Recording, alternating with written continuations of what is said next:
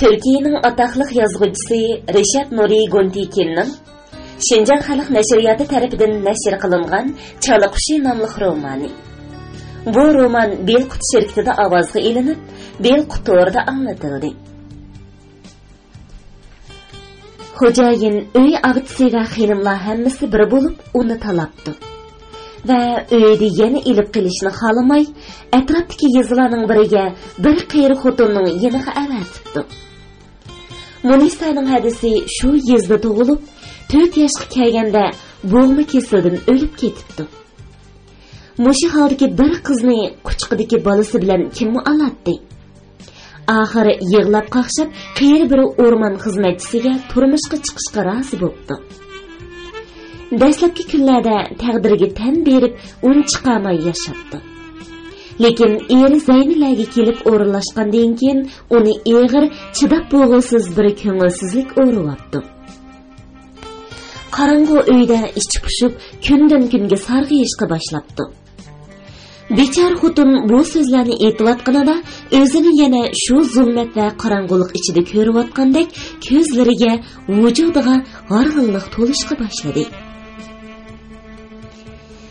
Dal shu kunlarda yezig'i qaroqchilarni tutish uchun bir soqchi atirdi ketdi. Qo'mushliqning atrofiga chidir tikib, 2-3 shart turibdi. Ularning ichida bir ofitser uning kayniga kiribdi.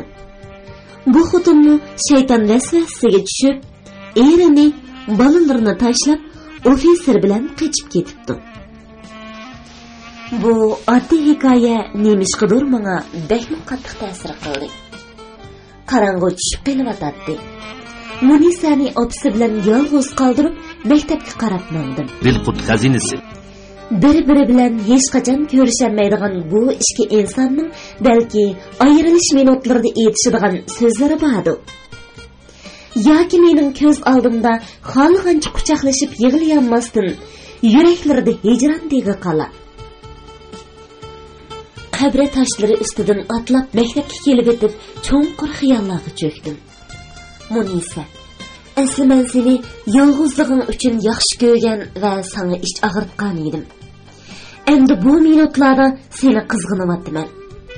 Seni yo'qsul, vayron bo'lgan xotindan, nima bo'lsin sana ona bo'lgan bir onadan qizg'anyapman. Sen tug'ilib o'sgan yerlardan ayrilganingda ko'zlaringda onaning mehrlik beqishining xotirasi qoladi. Lavlaringda ona ko'z yoshlarining achchiq ta'mini tetiysan. 10 mart. Bugun atdiganda Zaynilar yezisidan ilib kelgan hujjatlarimni so'ngamga selib, ma'arif bo'limiga keldim. Munisa uxlab qolgan edi. Vaqt texa atdigan bo'lg'ashqa idora amdili ichilib, bir-birlab kelayotgan xizmatchilar oldirmay qahva ichib, chilim chekishyapti. Qizil balbog'liq bosh kotibning o'rnida andi, qora changi soqolliq, yoqasi moylashib ketgan bir apandi o'ltiradi. Xizmatchilardan biri ma'arif mudiri bilan billa bosh kotibning almishib ketganligini, ishim bo'lsa shu soqolliq apandi bilan so'zlashishim kerakligini aytib berdi.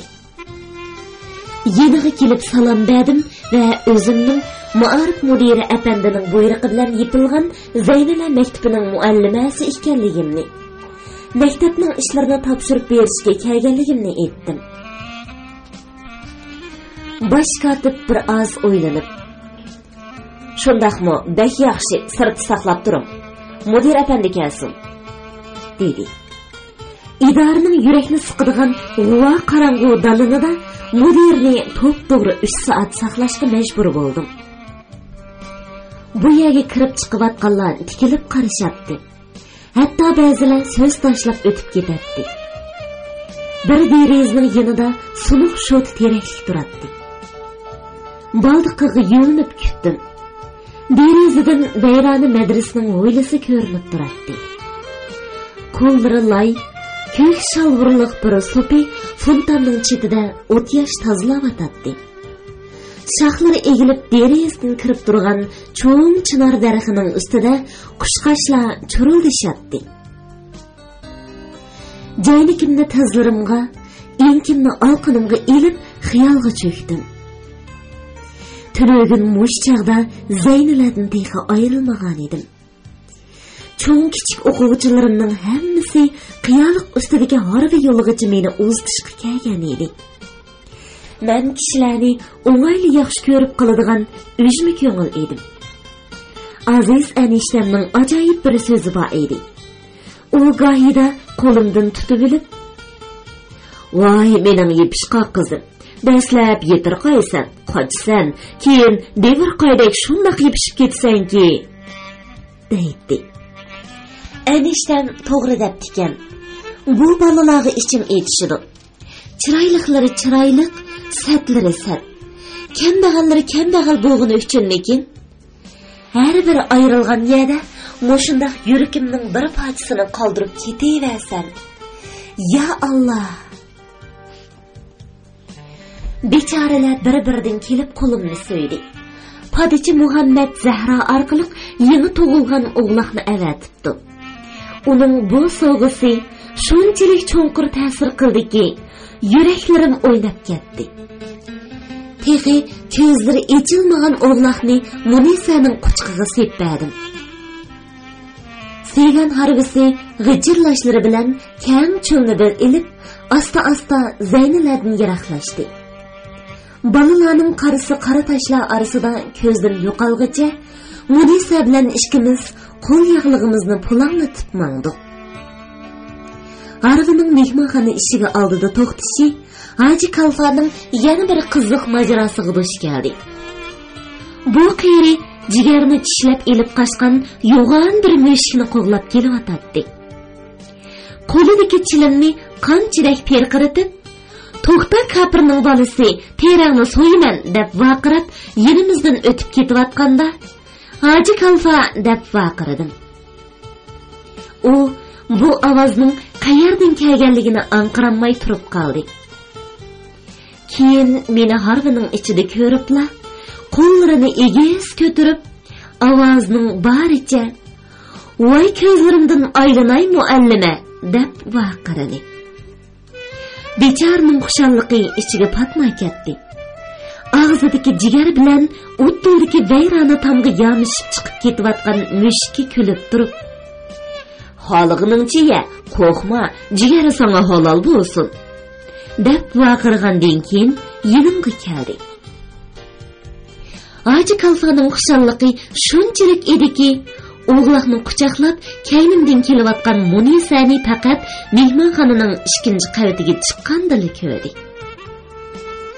"Voy muallima, bu kim? Nereden paydo bo'ldi?" deb so'radi u. "Mening qizim Haji Kalfa. Sen tehi bilmaysan. Men Zaynilada turmushga chiqdim. Mana bir qizni topdim." Haji Kalfa Munisaning enkini silab turib, "Dilqut xazinasi. So'zlaganga qarama, so'zlatganga qara. Bo'lma bo'p qola qizim. Inshaalloh qizim degichiligi bor ekan, chaddasligi chiqib turadi buni", dedi. Ta'limga men yotgan uy bo'shgan. Buningga bekmi xush bo'ldim. Kechqurun Haji Kalfa zo'm-zo uyga tamoqqa elib ketdi. Yurib ketganligimni bahona qilib berishni xohlamagan edim. U buyruq qilgan bir ohangda: "Qora tehi, sen 6 oy piyoda yursangmi chiroying o'zgarmaydi. Shukr degin", dedi. Bu narsalarning hammasi bekmi ko'ngillik. Lekin meni o'yga selayotgan boshqa bir narsa bor edi. Tunogin yetishdan ilgari o'zimcha hisob kitob qilib ko'rsam, shunchalik hayron qolgudek natija chiqdiki, hech ishongim kelmadi. Yana bir qitim barmoqlarim bilan hisoblab ko'rdim. Afsuski, hisobot to'g'ri edi. Bu hol bekmo ichinishlik bo'lsa-mu, kulishdan o'zimni tutolmadim. Men shu chaqcha o'z g'ayratim, mehnatim bilan kun kechiryapman. Halbuki qo'limda bor pullarni xarjlashdan boshqa ish qilmabman. Bechora Gulmisol Kalfa yenimga pul sanmay, yaqi yurtlarga ketishga bo'lmaydiganligini aytib, apamdan qolgan almaslardan birini setib, pulini ayrim ham yangi silib qo'limga tutqizgan edi. hozirgacha xeyli pulni xajlab bo'ptiman. Chunki xeyli vaqtlar ishsiz yurdim. Keyin yo'l xarajdiga xeyli pul ketdi. Uning ustiga kambag'al yezi muallimi ekanligimni o'ylamay, atrofimdagi kambag'al osh qolgan odamlarni ko'rganda ancha-muncha yordam qilishni vazifam deb bilibdiman. Biroq odamlar haqiqatan insofsizkan. Ko'nglimning yumshoqligidan foydalanib, menga jur'at bilan sunilgan qo'llar bo'libmi keyingi kunlarda bekmi ko'payib ketdi. Qimmati qanchalik ekanligini ta bugungacha aniq bilinmagan ozg'ina muoshim tabiiy hamma xarajatlarimga yetmaydi. Texmi yomini 2 oylik pulimni hozirgacha ololmay yuraman. Mushunda alayda ehtiyojlar oldidan qisilib qolsamla, hamyonga qo'l uzatatdim. Bu sho'rli xalta shunchalik yeniklab ketdiki, ichidagini sanashga jur'at qilolmaydim.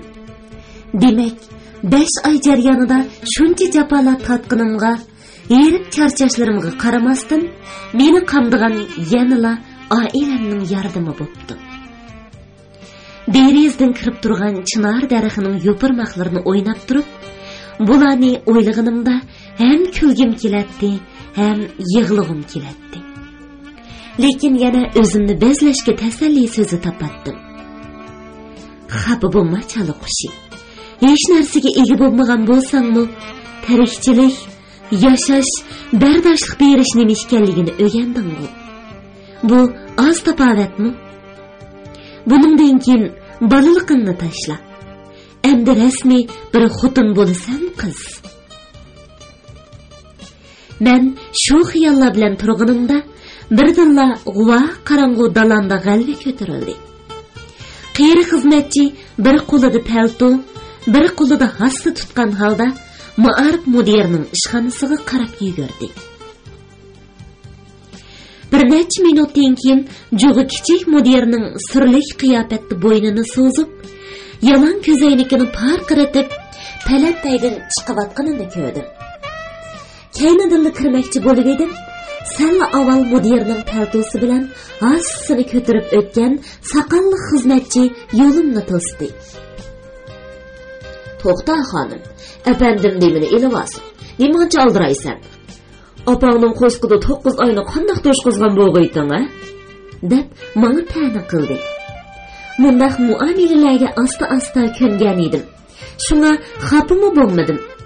Aksicha muloyim ovozda: "Aylanay otajon, bey apamni qahvasini ichib bo'lgandan keyin siz kutayotgan muallima katta deb xabar qilib qo'ying" deb iltimos qildim. Ma'arif mudiri meni kutolmaydi. Shundaq desam, xizmatchi ko'ngil bo'laymikin deb o'ylagan edim. Ilojim qancha? Bunda qo'liqlarni o'rganmay bo'lmaydi.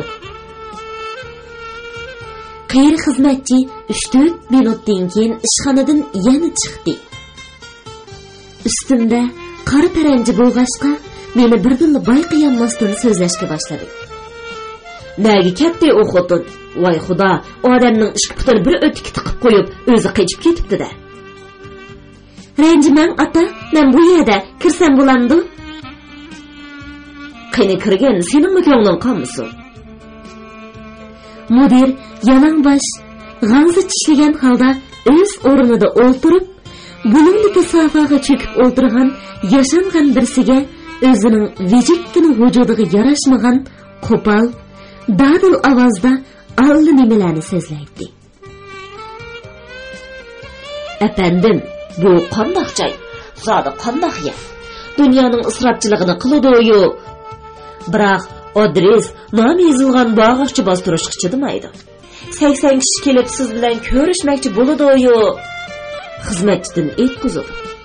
Xizmatchi bo'lsa, ismlarni durust aytolmaydi. Hatto oralashtirib o'tadi. Men idora sarang Petro qoidasini yo'lga qo'yish tarafdoriman. Xizmatchilarning jamiyatga hayotini emas, balki shaxsiy turmushini tekshirib turish kerak. Yegan ishkiniga, turgan qo'pqiniga, kiygan kiyimlariga oralashish kerak. Men bu yerga kelganmayla maktablarga buyruq avatdim. Eng oddiysi 2 kunda bir saqlani olmagan, shimini dazmollamagan, yaqsız ko'ngil kelgan muallimlarni ishdan bo'shatadiganligimni aytdi. Tunugun bir maktabga tekshirishga bordim. Eshik oldida bir muallimga duch keldim. Tanımagan kishi bo'lib, "Man muallimga xabar qil, Ma'arif mudir keldi" degan dedi. "Efendi, men muallim bo'laman" deb javob berdi. "Hech muallimga o'xshamaysan, turqo'ngdan xizmatchirak ko'rinsan. Seningda kelgan muallimni qo'lidan tutib ko'chaga chiqarib etaman" dedi. U toshdek qetib qoldi. Keynimga qaramasdan ichkariga kirdi. "At yana shu maktabga boraman. U kishini yana shu qiyofatda ko'rsam, ishdan bo'shtab o'taman." Sözümni qilish uchun mudirning to'xtashini kutdim. Lekin so'zi tugaydigandek emas. Balki bag'an siri qizib, qaynashga boshladi. "Ishlar shundoq atal. Dilqut xazinasi. O'tganda maktablarga muallimlar uchun cho'qim adres va ismi yozilgan jadval bostirilsin. Jadval to'ldirmay kelib qilingan murojaatlar qabul qilinmaydi" deb buyruq tushirdim. Lekin buni kim angladi? U birdilla chalvaqib menga qaradi. Ishonamanki, muallima xonimmi bu buyruqni olgandi. Lekin yanala jadval to'ldirmay murojaat qildi. Yanala xizmatchining og'zidan "Siz bir xonimni chaqirtib ekansiz, u keldi" degan so'zni anglayman. Kim? Qaysi xonim? Seriq o'tib kelgan Muhammad aka. Hayronligimdan qaytibli qoldim. Demak, bayotindan beri qilingan hamma so'zlar, xapichiliklar mening uchun, ya'ni mening jadval to'ldirmay kelib murojaat qilganim uchun kenda. "Men sizning bu yiqingizni ammadan atandim" deyaldim aralla. "Nemishqa ammaysiz? Nada muallimlik qilasiz?" "O'tgan hafta siz borgan Zaynila yezisining muallimasiman. Siz yepishqa buyruq qilgan maktabdan keldim." Ma'arif mudiri bir qishini ko'tirib o'ylandi. Ha, shundoq. Esimga keldi. Qanday qildingiz? Ishlarni bitirib keldingizmi?" "Buyruqingiz bo'yicha bo'ldi. Siz degan hujjatlarni olib keldim." "Bak yaxshi, bak yaxshi. Bosh kotibga bering, tekshirib chiqsin." Yaqisi kirilishib ketgan bosh kotib menga to'g'ri 2 soat avvar qildi. Qog'ozlarni qayt ko'zdan o'tkazib, parch-purat xarajatlar hujjati, isbotli hujjatlar, zarur iltimosnomalar, bayonnoma nusxasi degandek birmuncha tushuniksiz narsalarni so'raydi. Yeziliq kengashdan ilib kelgan tunishtirishlarga ishonmagandek qiladi. Men gohida tamtirab qolsam, levimni purishtirib, "Ataqqa mushulama muallima" degan ma'noda kamsitgandek qiladi. Bir hujjatning xato yirtilib ketgan markasi uchun meni yig'latishga tasla qoldi. Keyin yana bir masala topdi. Qancha yil burun keyin bilmayman. Bir muallimga tablani remont qildirish uchun 250 kurush pul berilibdi ekan. Shunning hujjati yo'qmish. Shu pulning hujjati qani? Nemishqa hisobot qilinmagan. Topmasang sotga borasan deb propoz qiladi. "Bay efendi, unda qilmang. Men bu yerga bag'ili yarim yilmi bo'lmadi" deb yig'lug'idek bo'latdim. Uningga gapimni zodila o'tkazolmaydim. "Xudo saqlasin efendim, xudo saqlasin. Qo'limdan yomonlik kelmaydi. Qoldan bo'ladigan vaqtimmi yo'q" deb g'udirab, qog'ozlarni elib Ma'arif mudirining yoniga kirib ketdi. Men kirgan ishxonada biri sallilik, yana biri burda amdili xat topgan ishki kotib o'z ishi bilan mashg'uldek bizga pisand qilmagandek o'ltiradi. Bosh kotib g'azab bilan chiqib ketishiga bu ishki apandi o'rnidan turib, mudirning ishxonasiga yondosh ishki quliqini yiqib tinglashga boshladi. Ammo kotiblarning bu avarigarchiligi bekor edi. 2 minutdan keyin mudirning biz turgan ishxonaga emas, balki ko'chig'ini anglangudek ovoz bilan vaqirg'ini anglandi. Səllilik katib xushboğunidan yosh katibning mo'risiga urib turib, "Xudo sendan rozi bo'lsin, mudir efendi. Bachchig'arning bir adibini berib qo'y, dinsizning adibini imonsiz berdi degan gap bor", dedi. Ma'arif mudiri bosh katibga shunday baqiraydi. "To'ydim, sendan efendi, bezor bo'ldim. Bu qanday shaklvozlik? Kallang chirib ketgan kaptarbozning kallisi ekan. Bu ayol haqliq. Necha yil burun hujjatlarni sanadan tepib berdi. Buningga aqling yetmasa, yo'qol, chiq. Xoligan yeringga yo'l ochiq. Agar sen ketmasang, o'zim haydayman. Hozirla iste'fo yoz.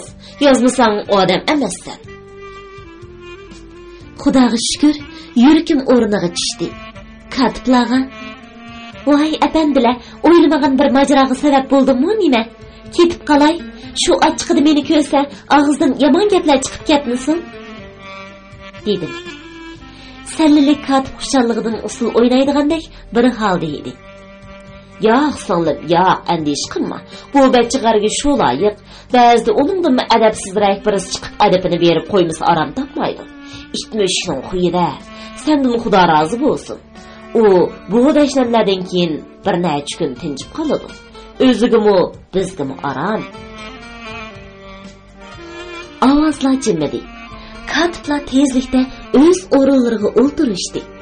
Hafiz efendi o'z-o'ziga, "Dinsizning adibini imonsiz beradi" degan tamsil mushida deb hudumishidi.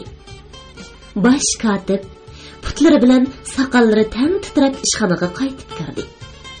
Beshini ko'tarmay yiniga qarab oladigan qizlardek ko'z qirida katiblarga nazar soldi. Ular shunchalik untinsiz ishlaydiki, bosh katib xotirjam bo'ldi. O'zicha g'udrab o'rniga kelib o'tirg'ini bilan ishlayanmadi. Bir necha qitim o'q tortgandan keyin asta-asta so'zlashga boshladi. 50 yoshga berib qolgan, shuncha idoralarda ishlagan bo'lsa-mu, ba'zi ishlar bosh xizmatchilikma ahli yetmaydi bu maxluqlar. Ati o'zi jahannamga ketsa, yangoq bizning beshimizda chiqiladi. Shunday emasmi? Kunlarning birida mufattishlar kelib bulg'ani tekshirib, "Voy dotlar, sizlardagi kallimi yo eshakning beshimi? Bu 250 kurushning hisobi nemish qilinmagan. Ko'zinglar ko'rmadimi?" deb hammamizni sudga dasimi haqliq. Davlatning g'asinasi bilan o'ynash qilib bo'ladi. Mubodo biz o'lib ketsak, Xudo haqqi 100 yildan keyin bu pulni avlodlarimizdan undirib oladi. Katiblar daftardan beshini ko'tarib, bu dono so'zlarni hurmat bilan tinglab o'tdi. Bosh katib bu vaziyatni yaxshi deb tanlab, "Bu o'rinning choynamay qilgan gaplarini angladinglarmi?" deb so'radi. Hafiz ajablangan ko'rinishda, "Yo'q, darvaqa bir ovoz eshitdik. Bu sizga oidmidi?"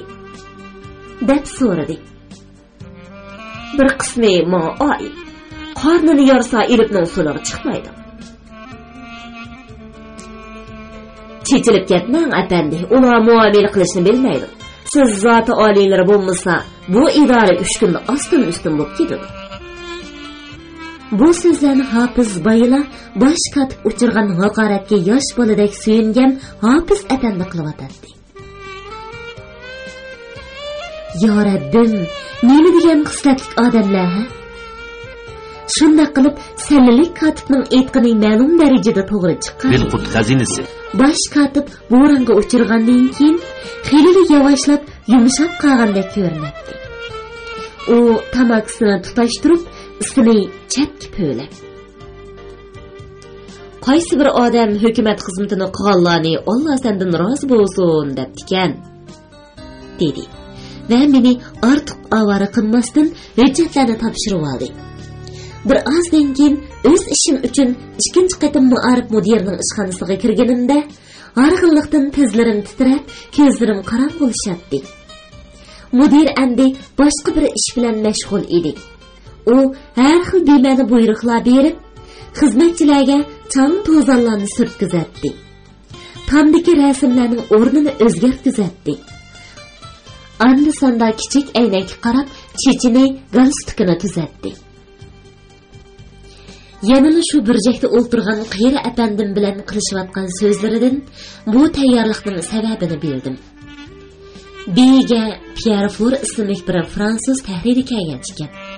Tünegun akşam vali uyushtirgan ziyofatda Ma'arif mudiri bu tahrir va uning xotini bilan tanishibdi. Pierre Four ajoyib odammish. U gazetida Yeshil Beda bir qancha kun mavzuliq uzun maqola e'lon qilarmish. Mudir hayajon bilan tushuntirdi. Bugun soat 3 da ayol ishkisi ziyoratga kelishga va'da qildi. Ularga maktablardan bir ikkisini ko'rsaman. Gerçi Yevropalik köksimizni kerib turib ko'rsatgudek maktabimiz bo'lmasimi? Taktika ishildiman. Har holda hammamizga foydali bir maqola yozib qolar degan umiddaman. Elimi yaxshi bu yerga men kelib qopdiman. Bu ziyorat sobiq mudir zamonida qilingan bo'lsa, Yevropalik oldida rasvo bo'ladi. Men texcha ishik yenidagi shermining bir chetida saqlab turatdim. U oldirab turib, "Yana nima ishingiz bor, xonim?" deb so'radi. "Ishlarni tugatdim, efendim." "Yaxshi, rahmat sizga." "Rahmat, kessingiz bo'ladi." "Meni yangi xizmatga tayinlash to'g'risida buyruq berishingiz kerak edi." "Shundoq, lekin hozircha bo'sh o'rin yo'q. O'rin tepilganda bir narsa deymiz. Ismingizni yozdirib qo'ying." Ma'arif mudiri bu so'zni keskin bir ovozda oldirab so'zladi. Demak, u mening tezroq chiqib ketishimni kutatdi. O'rin tepilg'icha. Bu so'zni Istanbulda Ma'arif nazoratida bir qancha qitim anglagan edim. Buning ma'nosini bekmi yaxshi bilardim. Mudirning asabiy ovozi mening izzat nafsimga tegdi. Şuna chiqib ketish uchun eshik tarafga qadam tashladim. Lekin shu sekundda ko'z oldimga mehmonxonada kichikkina o'g'li bilan meni kutayotgan Munisa keldi. Men endi burunqi Farida emas, ustiga ig'ir bir vazifa olgan ona edim. Shu zaman kaynimga yandim. Yomg'irda shumshib o'tgan kashkanlarga qo'l so'zgan tilamchidek beshimni sanglatib qo'rqqan ovozda. "Bey efendi, saqlashga taqatim yo'q. Bekmi mushkul ahvolda ekanligimni aytishga xijil bo'laman. Agar menga hozir xizmat bersangiz." Oxirini so'zlayolmadim. Xo'rliqdan, uyalganimdan nafsim bo'g'ilib, ko'zlarim yoshga to'lib boradi. U yana shu aldirashlik bilan: "Dedim-ku xonim, bo'sh o'rin yo'q. Faqat chodirli degan yerda bir yezi maktabi bor. Ammo u yerning sharoiti bekmi nachar deydi. Shunga zo'rlayolmayman. Balalar yezi qahvaxonasida o'qamish. Muallim uchun yetib qo'yqidek yami yo'qmish. Xohlasangiz tayinlayman. Yaxshiroq joyni desangiz saqlaysiz." "Qiyin efendim, javobingizni kutaman."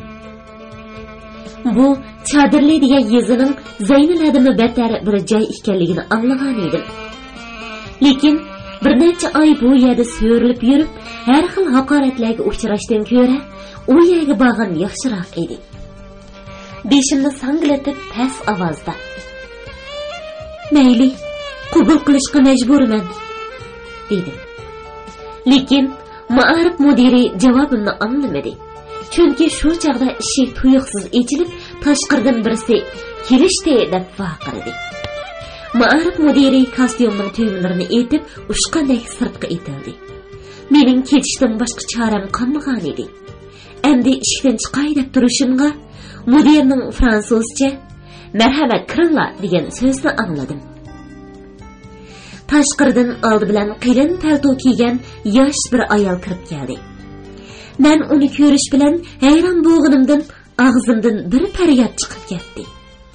Tahrirning ayoli mening ko'ni saboqdishim Kristian Varaz edi. Kristian bir qitimliq ta'tilda oilasi bilan Fransiyaga ketib, u yerda gazitxonada tahrirlik qiladigan yosh bir nevra aksi bilan to'y qilib, shu yerda turib qolgan edi. Saboqdishim bir necha yildan beri ishlab bo'lmaydigan darajada o'zgarib ketibdi. Salobatlik bir xotin bo'lib qolibdi. Ovozimni anglash bilan menga o'rilib, yuzimni qilin chumparda bo'lsa-mu, meni shu zamon tunib oldi. Chala qushim, mening kichikina chala qushim, sen bu yerlarda nima qilib yurasan? Ah, bu qanday uchirishish? Kristian meni eng yaxshi ko'radigan savoqdoshlarimdan birisi edi. Qo'llarimdan tutib, meni uyning o'ttirsig'iga tortib akeldi. Chumpardamni ichib, yuzlarimdan suyishga boshladi. Men texi ko'rishmagan eri va hech narsadan xabarsiz ma'arif mudiri kim biladi, qanchalik hangtang bo'lgandi. Men ularga keynimni qilib, ko'z yoshlarimni ko'rsatmaslik uchun yuzimni savoqdishimning mo'risiga yushirdim. Ah, chala qushi, men hamma ishni o'ylasammi, lekin seni mushunda xurafiy ko'rinishda, qop-qora paranji ichida ko'zlaring yoshlangan holda bu yerda uchirtishni o'ylamagan edim. Anglayotganinglar bil qutordan angtilayotgan ovozliq asarlar sahifasi. Asta-asta o'zimni besib oldim. Bilindirmay qaytadan chumpardan tushirmoqchi bo'lib edim. U yo'l qo'ymadi. Meni eri tarafga tortdi. Pierre, sana chala qushini tanishtirib qo'yay, dedi. Pierre for egiz bo'yliq, chiroyli, qora qumchoq kishi edi. Xazinasi. Lekin sal dilug'ul ko'rindi. Balkim men ezib so'zlaydigan, to'limi ig'ir besiq odamlar orasida yashab ko'nib qolg'ashqa, ko'zimga shundoq ko'ringandi. Tahrir qo'limni so'ydi va ko'ni to'lishi bilan gaplashganda. Xenim qiz, sizni ko'rganim uchun baxtliman. Bilsangiz biz notanish emasmiz. Kristian siz to'g'riliq shunchalik ko'p narsani aytib berganki, u sizni tanishtirmasimi, men chala qushini tanib oldim. Muallimlar va saboqdoshlar bilan tushgan rasmimlar bor. Shuningda Kristianning mo'risiga enkingizni qo'yib tushibsiz. Qanday? Men sizni tanimdikanman. Ular ma'arif mudirini tamamen unutgandek men bilan bo'lib ketdi. Bir pas beshimni burab, shundoq bir manzarani ko'rdimki, boshqa yer bo'lgan bo'lsa, qaqaqlab kulib atgan bo'lardim. Mehmonlar bilan bir to'p yot odamlar kirgan ekan. Yerim doira yasab to'plangan odamlarning oldida ma'arif mudiri turardi. Hammasining og'zi ochilgan, xuddi sehrgarlikni ko'rayotgan yeziliqlardek mening fransuzcha so'zligimga hammiqib qarab qatdi. Texmi qiziqi, Zaynalaga borgan egiz bo'yliq shahar qurilish injeneri bularning orasida edi. Keyin u apandining bu mehmonlar bilan mehmondorchilik qilganligini bildim. Bechora oxiri murodiga yetdi. Ya'ni yuzimni ko'rdi. Shuning bilan birga Zaynala yezisida ma'arif mudiriga qilgan fransuzcha so'zni eslab, har holda uyalgandi. Bular ish bo'ldi. Ko'ni saboqdishimga o'zimni bu qadar tushkun ahvolda ko'rsatish izzat nafsimga tegdi. Shunga o'zimni bechora ko'rsatishni xohlamay, dadim xushchaqchaq ovozda so'zlaverdim. Oxiri ma'arif mudiri mundaq turishning o'g'aysizligini tushundi. Vejikkina gavdasi bilan kulkilik bir holatni ta'zim qilib, "Marhamat, o'ltiringlar, turib qoldinglar", deb o'rin ko'rsatdi. Endi mening chiqib ketishim kerak edi. Kristianga astag'ina, "Menga ruxsat qil", dedim. Lekin u menga devir qaydak yepishib bilib, zotini qo'yib belgisi kelmayotganligini ma'arif mudirimi sezgan edi.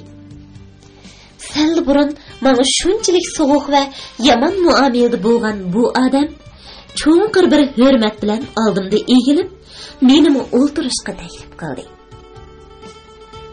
"Xonim apandi, o'ri turmang, sizmi o'ltiring, qani o'ltiring", dedi. Ilojisiz o'ltirdim. Kristian mening bu yerlarda qora paranjiga purkinib yurganligimni aqlga sig'dirolmay, yo'ldishiga shundoq deydi. "Sen bilmaysan, Pierre, Farida alomat bir qiz. Istanbulning eng esil oilasida cho'ng bo'lgan. Uning qaltis o'tkir mingisi, Bekmi yaxshi xarakteri bor. Hozir bu yerlarda ko'rib, bekmi hayron qilyapman. Savoqdishimning maqtishi meni ham xushal qilsa, ham xijil qiladi. Ba'zida ko'zim ma'arif mudiriga tushib qoladi. Bu bechora texchilar hayronlik ichida edi. Yilqi adabsiz qurilish injeneri uchun ishxonaning bir burjikiga tiqilib olib, ko'zini mendan uzmaydi. Tabiiy, men uningga qaramasam-mu? Ba'zida odamning yuziga hasharat qo'yilsa, badani tikallashgandek, uning qarashlarining hasharatlarga o'xshash yuzimda manganligini sezib, o'ng'aysizlandim. Kristianning qiziqishini tugutish uchun shunday izoh berishga majbur bo'ldim. Buningga ajablanmasangmi bo'ladi? Har qanday bir kishi bir ishga havas qilganidek, men muallimlikka havas qilardim. Har holda yelkanli kema bilan jahon sayohatiga chiqishda xatarlik o'yin emas-ku bu. Buning shunchalik tabiiy narsa ekanligini tushunmaganiga hayronman, dedim. Janobi Pierre Fori qattiq ovoz bilan mag'rur qiyofatda. Men tushunaman xonim qiz. Ko'ngilning mushundaq nozik orzu havaslarini Kristian shubhasiz bak yaxshi tushunadi. Biroq qo'diqib qoldi. Mening buningdan chiqargan xulosam, İstanbul'da g'arbning yaxshi tarbiyasini olgan yosh qizlar bor. Bular amaliyotni quruq xiyoldan ustun ko'radi. İstanbul'dagi boyashat turmushidan, baxt saodatidan voz kechib, o'z ixtiyori bilan Anatoliyani uyg'otishga kelgan. Bu naqadar go'zal, naqadar yuksak fazilatning namunasi va men uchun tepilg'usiz bir mavzu, ha? Turklarning uyg'onishidan so'z echilganda, ruxsat qilsangiz, sizning ismingizni tilga olaman. Farida qiz. Chala qushi. Men opul-topul. Kristian, yo'ldoshining ismimni gezga yozishiga yo'l qo'ysang, sen bilan do'stligimni o'ziman, dedim. Pierre Fori o'zimni yushirish niyatimni xato tushunib, kamtarlik bekmi yaxshi fazilat xonim qiz. Sizdek bir yosh qizning orzusiga bo'ysunish vazifamdir. Bu yerning qaysi baxtiyor maktabida muallimlik qilayotganingizni so'rashga mumkinmikin? Dedim-ku, bo'lar ish bo'ldi. Ma'arif mudiriga qaradim. Turkcha. Kaminingiz taklif qilgan maktab qayerda edi? Chadirli deganda qilib edingiz, dedim. Pierre Fori xatirisini ichib. To'xtab turing, oldirmang. Nima dedingiz? Chadirli? Vodirlimi ya? Bu viloyat qilgan sayohatimizda fursat topsak, sizni go'zal yuzingizda o'quvchilaringiz bilan ziyorat qilamiz, dedi. Ma'arif mudiri qizdirib ketib, o'rnidan turdi. Matmazel Farida xonim efendi, yuz muallimligini qattiq turib talab qilyapti. Lekin men uning markaziy qizlar bilim yurtining fransuz tili muallimi bo'lsa, texmi cho'ng xizmat ko'rsatadiganligiga ishonaman. Tushunmasdan yuziga qaradim. U menga turkcha mundaq izohat berdi. Siz fransuz maktabini bitirganligingizni, fransuzcha bildiganligingizni demagan edingiz. Endi ahvol o'zgardi. Sizni nazoratga tunishtiraman. Buyruq kelguncha vaqtliq ishlab turasiz. Ada ishga tushsangiz bo'ladi. Hayotning bir falokatdan keyin doim bir baxt keltiradiganligini tamsilda aytilgandek, ayning 15 qorong'u, 15 yo'riq bo'lganligini bilatdim. Lekin bu yo'riqlikning shu qadar qo'yuq qorong'ulikdan kutilmagan bir minutda tug'ilishini aqlimga keltirolmaydim. Munisa yana ko'z oldimga keldi. Lekin u bu qitim menga mehmonxonada kichik o'g'li bilan o'ynayotgan Mamrat bola emas, balki chiroyli bir uyda yurgan, gullik bog'chida gul chambar yasayotgan baxtli kichik xonimdek ko'rindi. Ayrilish vaqtida Kristian meni bir chetga tortib, Farida, seningdan so'ramoqchiman. Va'dalashgan eding, nemishqa to'y qilmading?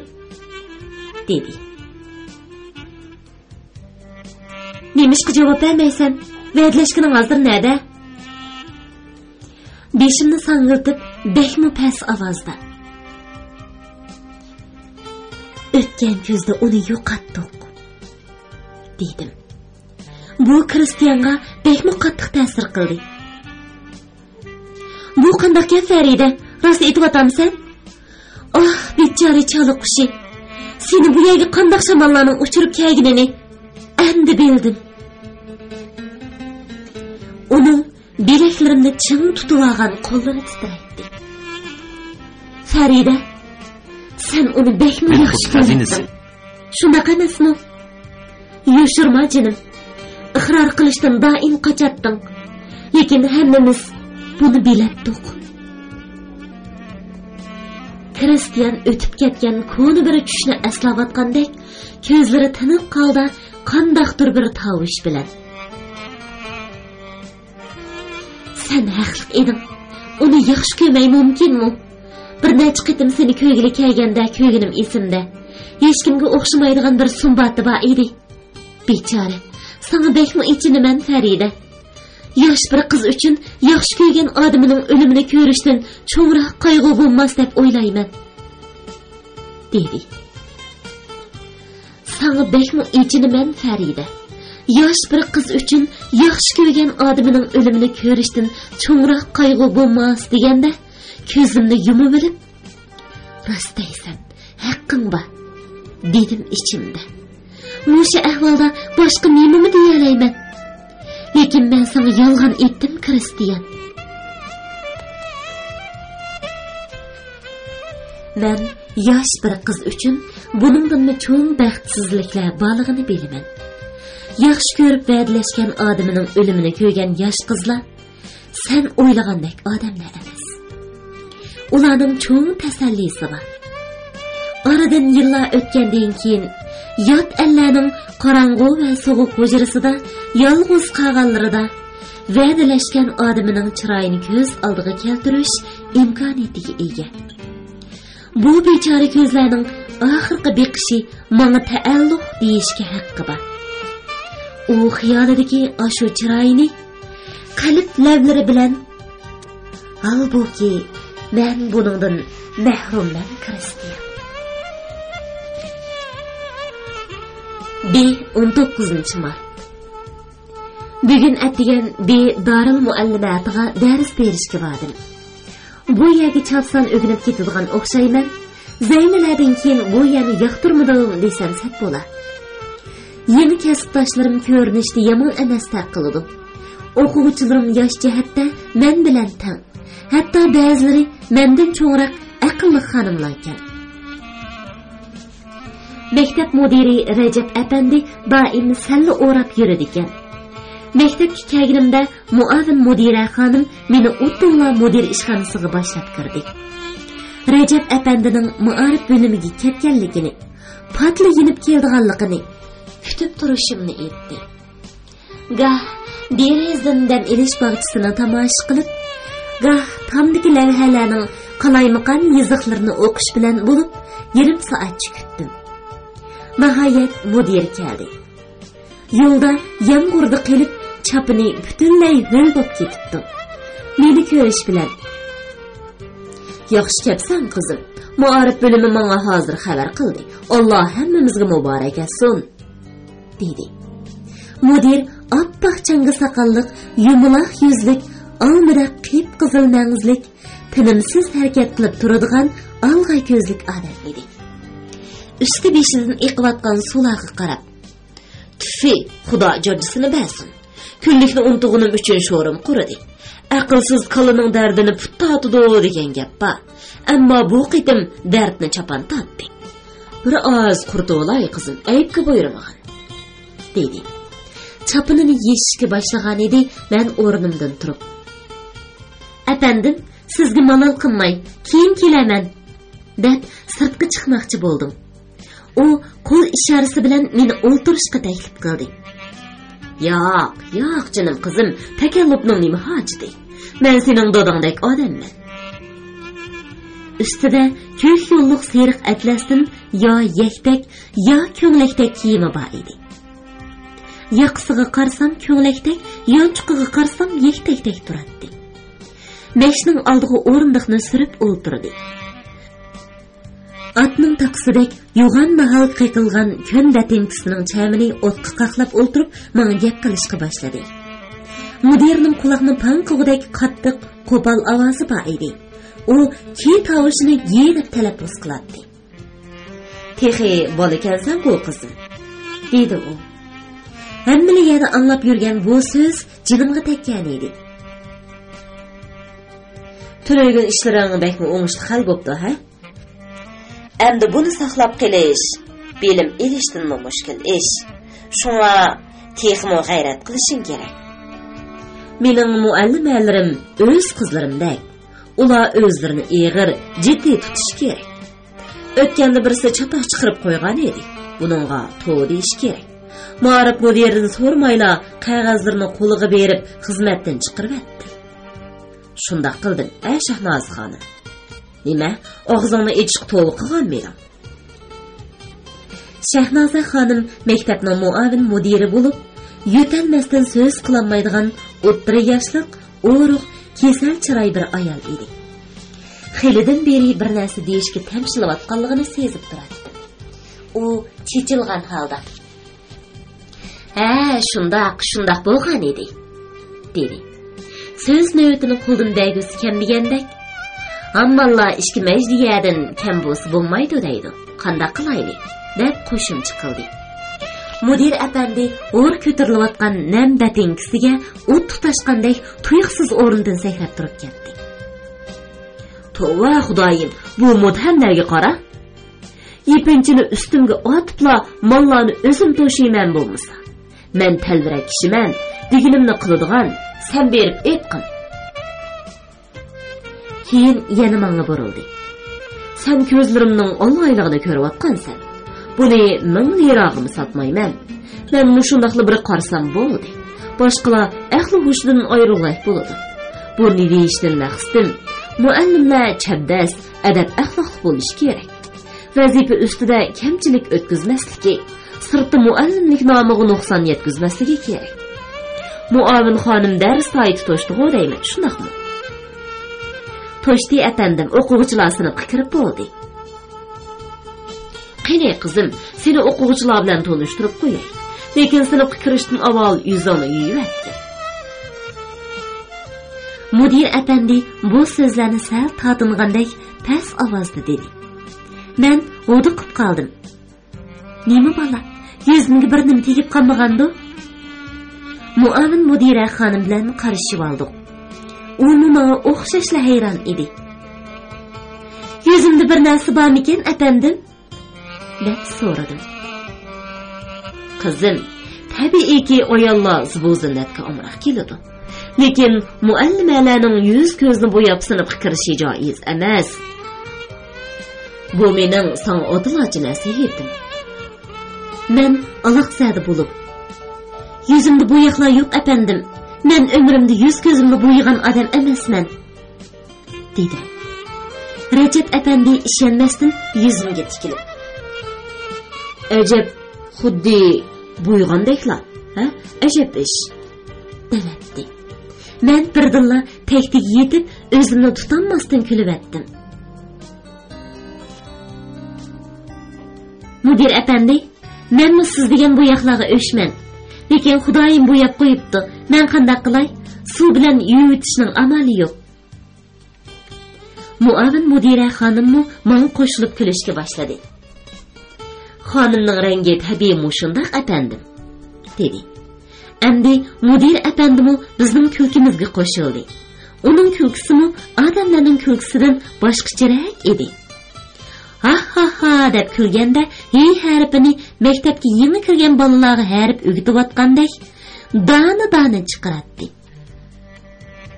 Ajoyib ish, Xudo beribdi. Xudo, Alloh beray desila hammani beradi. Muavin mudira xonim, sen bundoq nur yig'ib turadigan yuzda ko'rganmiding? Qizim, opang sana sut o'rniga gulab emitganmidi ya? Ya Xudo. Rajab apandi bekmi xushxo'y kishi ekan. Har holda kayfim ko'tarilib qoldi. Mudir apandi o'r chiqib turgan chapinini kiyib, meni sinfga boshlab mangdi. Koridorning deresidan o'quvchilarimni ko'ribla, yüragim ağzımga tiqildi. Ya Rabbim, nima degan ko'p? Sinfda 50 kishi o'quvchi bor edi. Ularning ko'pi men qoramliq qizlar edi. Menga tikilgan shuncha ko'zlar oldida yerga kirib ketgudek bo'ldim. Belqut shirkatida ovozga ilinib, Belqut to'rida anglatilayotgan Turkiyaning atoqli yozuvchisi Rishad Nuri Guntekinning Şinjan Xalq nashriyati tarafidan nashr qilingan Chaliqushi nomli romanini bugun mushiyagicha anglatdik. Davomini keyingi anglitishimizda davomli anglatamiz.